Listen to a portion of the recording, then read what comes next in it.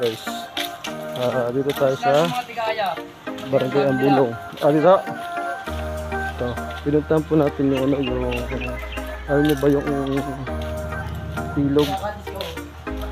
Ay, gandang hapon po. Nagkamtanawan din na, maraming puno po.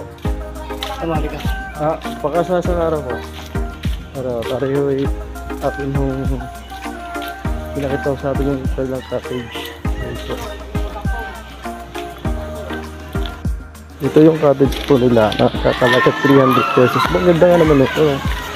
Ito? Ayan naman, 300. Oh, 300. Oh. Ano kung anong araw? Ito guys, oh. Halagang 300 yan, oh. Ito po sa may band sa Barangay Ambulong, Tanawan City, Batangas. Yung mga ibig kumagano, yung ibig pong maligo, mag-swimming, yan, oh.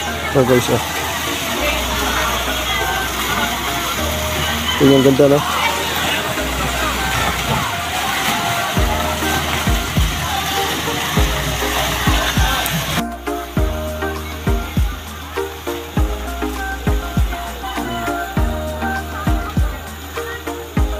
Ano yung malalim, boss?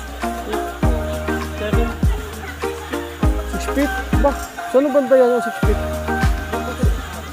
Sa may gitna?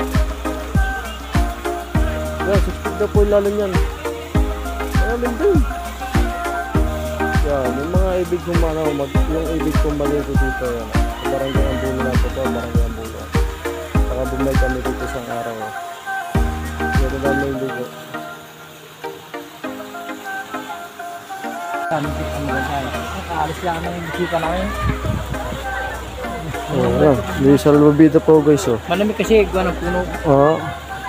Ito meron na. Yeah, ito yan. 300 po yung cottage. Oh. Dito na kayo magkuhan. Dito na kayo kumakita.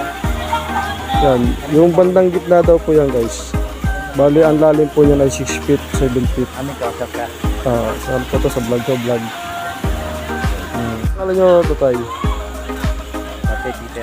Tatay, yan. Sige, kay Tatay Peter. Yung mga ibig kong maghanap ng cottage kay Tatay Peter. Pagpakan nyo po sa Tatay Peter.